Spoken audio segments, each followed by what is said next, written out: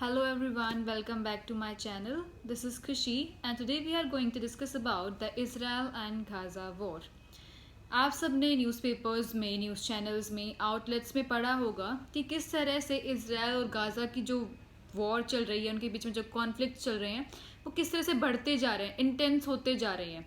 तो उसके बारे में आज हम डीपली स्टडी करेंगे कि किस तरह से जो इसराइल और गाज़ा का जो ये पूरा कॉन्फ्लिक्ट है, पूरा मामला है, ये बहुत पहले से है और इसकी हिस्ट्री क्या रही है भाई। किस तरह से ज्यूज़ वहाँ पर आए, किस तरह से इसराइल ने सारे पैलेस्टीन वाले एरिया को ऑक्यूपाई करना शुरू किया, क्या प्रॉपर हिस्ट्री रही है वो हम डिस्कस करेंगे। फिर हम देखेंगे थोड़ा सा करंट सिनेरियो क्या है, यानी कि अभी क्या चल रहा है, क्योंकि हिस्ट्री जानने के बाद हम करंट के बारे में जानेंगे। उसके बाद हम देखेंगे कि समहाउ ये जब पूरा मामला हो रहा है ये गाज़ा से शुरू हुआ था। गाज़ा ने अभी इसराइल के ऊपर पहले अटैक किया था, उसके बाद ये सब शुरू हुआ था। तो समहाउ कहीं ना कहीं एक इसराइल की फेलियर थी, वो हम देखेंगे कि किस तरह से क्या फेलियर रहे थे, वो हम बाद में देखेंगे। उसके बाद में हम थोड़ा कंक्लूड करेंगे, फिर हम एंड करेंगे। तो चलिए स्टार्ट करते हैं कि इसराइल में क्या हिस्ट्री रही है इसकी। सोचिए समझिए, इसराइल के जो उनका जो मेन डोमेन है, मतलब मेन जो वहाँ के लोग हैं वो ज्यूज़ हैं। और पहले ज्यूज़ वहाँ पर नहीं रहते थे, पहले वहाँ पे अरब्स वगैरह ज़्यादा रहते थे। लेकिन वहाँ पर क्या हुआ था, बहुत कुछ टाइम मतलब अराउंड 1920 से 46 के बीच में ही मास माइग्रेशन हुआ था इसराइल वाले एरिया में ज्यूज़ का आने का। लेकिन वो किस कारण से हुआ था वो भी हम देखेंगे। सबसे पहले जो इसराइल वाला पूरा एरिया है वो ओटोमन एम्पायर के अंडर था और बाद में ब्रिटिश एम्पायर के अंडर आ गया था।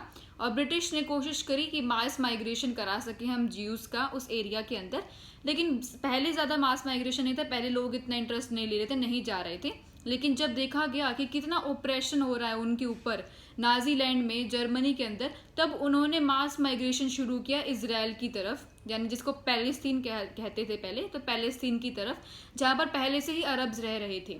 अब कोई नई कम्युनिटी आएगी और जैसे कि जो ज्यूज़ आए हैं और पहले से अरब्स रह रहे, तो दोनों के बीच में ऑफकोर्स कॉन्फ्लिक्ट्स तो होंगे ही लैंड के ऊपर। अरब्स का कहना ये था कि हमारा लैंड्स है, तुम्हारा लैंड्स नहीं है, तो इन्हें यहाँ पर आने का कोई हक नहीं है। लेकिन फिर भी जो ज्यूज़ थे उनका यही कहना था कि हमारे जो होली प्लेस है जेरूसलम वो भी यहाँ पर ही सिचुएटेड है, तो ये हमारा हिस्ट्री से ये हमारा लैंड रहा है, तो हम यहीं पर ही रहेंगे। उसके बाद बहुत सारे कॉन्फ्लिक्ट्स होते हैं, सेटलमेंट कराने की कोशिश की जाती है। तो जो यूएन है, यूनाइटेड नेशंस, उसके अंदर जाता है, उसके ऊपर वोटिंग कराई जाती है कि किस तरह से लैंड को बाइफरकेट करना चाहिए। तो दो सेगमेंट्स निकल के आते हैं, एक इसराइल और एक पैलेस्तीन, यानी कि जो एक कुछ एरिया वो इसराइल को दे देते हैं और मतलब मेजोरिटी एरिया जो था, मेजोरिटी में एरिया वो इसराइल के पास आ जाता है और थोड़ा सा एरिया पैलेस्टीन के पास, यानी कि वेस्ट बैंक वाला एरिया, गाजा वाला एरिया वो था पैलेस्टीन के अंडर और बाकी का बचा हुआ था इसराइल के अंडर। अब इस पूरे के पूरे मामले को इसराइल तो अपनी सहमति दे देता है, वो एक्सेप्ट कर लेता है, लेकिन पैलेस्तीन का कहना था कि नहीं, हम इसको एक्सेप्ट नहीं करेंगे। एक तो हमें उनसे कम लैंड दिया जा रहा है और दूसरा ये हमारा लैंड है, हम इसे किसी से भी साझा नहीं करेंगे। तो वहाँ से बात शुरू होती है और उससे अब तक इतनी बार कॉन्फ्लिक्ट्स हो चुके हैं इसके बीच में, हर ईयर अराउंड किया। ये तो 2023 चल रहा है, 2022 में, 2021 में बार बार कॉन्फ्लिक्ट्स देखने को मिलते हैं और हाई लेवल के इंटेंस कॉन्फ्लिक्ट्स देखने को मिलते हैं। थोड़ा सा करंट मामला जान लेते हैं। अभी क्या होता है कि जो गाज़ा वाला एरिया है वहाँ पर एक टेररिस्ट ऑर्गेनाइजेशन है, जिसे यूएन, इवन इंडिया भी एक टेररिस्ट ऑर्गेनाइजेशन की तरह रिकॉग्नाइज करता है, वेस्टर्न कंट्रीज भी और इसराइल भी। तो उसका नाम है हमास। जो हमास है वो मेनली गाज़ा के अंदर अंडरग्राउंड अपना वर्किंग करता है। तो जो हमास था, यानी कि गाज़ा था, उसने अराउंड 5000 मिसाइल बॉम्बिंग्स कर दी इसराइल में। इसराइल के पास उसका आयरन डोम सिस्टम है, जिस कारण से कुछ मिसाइल्स तो हवा में ही उड़ा दी गई, लेकिन कुछ जो गिरी थी उनसे काफ़ी ज़्यादा सिविलियंस वगैरह को प्रॉब्लम हुई, जिस कारण से इसराइल भी भड़क गया। इसराइल हमें पता है एक डेवलप्ड, एक स्ट्रॉन्ग कंट्री है जिसके पास बहुत अच्छा डिफेंस सिस्टम है। तो उनके जो प्राइम मिनिस्टर है उन्होंने कह दिया कि we are on the war against the Gaza. वहाँ से भी ये वॉर स्टार्ट होती है। इसराइल भी अभी तक मोर देन 6000 मिसाइल बॉम्बिंग्स कर चुका है पैलेस्तीन के अंदर, यानी कि ग्राउंड लेवल पे, लैंड लेवल पे पैलेस्तीन में सिर्फ जो बचा है वो मलबा ही बचा हुआ है। बिल्डिंग्स वगैरह सब कुछ तबाह हो चुकी हैं। इवन कि इसराइल ने उन्हें कहा भी था वहाँ के सिविलियंस को कि नॉर्थ से साउथ की तरफ चले जाओ, क्योंकि हम यहाँ पर बहुत ज़्यादा बॉम्बार्डिंग्स, मतलब बॉम्ब्स वगैरह गिराने वाले हैं। तो ऐसा सब कुछ एक करंट सिनेरियो चल रहा है और अभी भी ये ख़त्म नहीं हुआ है।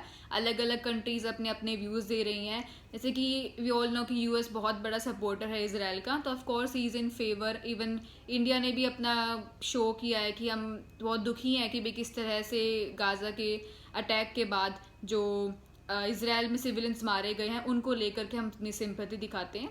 तो इस तरह से ये चल रहा है। अभी बोला जा रहा है कि शायद इसराइल उसको पूरे लैंड लेवल पे ऑक्यूपाई नहीं करेगा, क्योंकि according to the reports even Israel के ऑफिशियल्स का भी कहना है अगर पूरा गाज़ा को उनको ऑक्यूपाई करना है तो अराउंड 18 मंथ्स लगेंगे। और अगर गाज़ा है, जो गाज़ा है उसको सपोर्ट मिलता है लेबनान की साइड से, ईरान की साइड से, यानी कि जो मुस्लिम कंट्रीज़ हैं, मिडिल ईस्ट कंट्रीज़ हैं, उनकी साइड से भी उसे सपोर्ट मिलता है, जिस कारण से रिलेशंस ख़राब हो सकते हैं शायद इसराइल और सऊदी अरेबिया के भी, क्योंकि सऊदी अरेबिया एक मिडिल ईस्ट कंट्री है, एक मुस्लिम नेशन है, इस कारण से उनके बीच, उनके जो रिलेशंस के बीच में ड्रिफ्ट भी आ सकते हैं। तो ये चल रहा है थोड़ा करंट सिनेरियो हमारा। और जो वो 18 मंथ्स वाली बात थी कि जो गाज़ा है उसको पूरा ऑक्यूपाई करने में 18 मंथ्स लग जाएंगे, क्योंकि जो हमास है वो अंडरग्राउंड पूरा अपना वर्क करता है। As I have mentioned earlier, जो हमास है वो लैंड लेवल पे काम नहीं करता है, ग्राउंड लेवल पे बहुत सारा उन्होंने केव्स वगैरह डेवलप कर रखी हैं। वो अंदर ही अपना सब कुछ सिस्टम रखते हैं, सब कुछ इनका काम काज वहीं पर ही चलता है। तो बहुत डिफिकल्ट होगा इसराइल के लिए उसे फिगर आउट करना कि कहाँ पर किस तरह से क्या केव्स है, क्योंकि कोई आइडिया नहीं है उन्हें उन केव्स के बारे में, इसलिए बहुत ज़्यादा टाइम लग जाएगा अगर उसे कब्जाने जाते हैं। बोलने में लगता है कि Israel is a very developed country, very big country, and Gaza is a very small part है, लेकिन बात यही है कि उनको कैसे वो अंडरग्राउंड वर्क कर रहा है उसकी कोई जानकारी नहीं है अभी हमारे पास। तो अब हम देखते हैं, हमने जान ली हिस्ट्री क्या है थोड़ी सी, फिर हमने जान लिया करंट सिनेरियो क्या चल रहा है। अब हम जानते हैं कि ये जो वॉर हुआ, अभी जो हमास है गाज़ा की तरफ से मिसाइल्स आई, क्या इसराइल को इसके बारे में कुछ भी नहीं पता चला? ये भी तो एक सोचने की बात है। यहाँ पर बहुत सारे फेलियर्स देखने को मिले हैं इसराइल की साइड से भी। सबसे पहला जो फेलियर है वो तो उनकी जो इंटेलिजेंस टीम है मोसाद, वो सबसे ज़्यादा हाई लेवल की इंटेलिजेंस टीम है इसराइल की। तो उनको क्यों नहीं पता चला इस सब कुछ के बारे में? इवन बोला जा रहा है कि इजिप्टियन जो एजेंसीज हैं उन्होंने भी उन्हें बताया था, वॉर्न किया था कि ऐसा कुछ होने वाला है, लेकिन उन्होंने ध्यान नहीं दिया। पूरा अभी तो इन्वेस्टिगेशंस चल रही हैं कि क्या हुआ था, लेकिन स्टिल मोसाद को कैसे नहीं पता चला कि ये सब होने वाला है।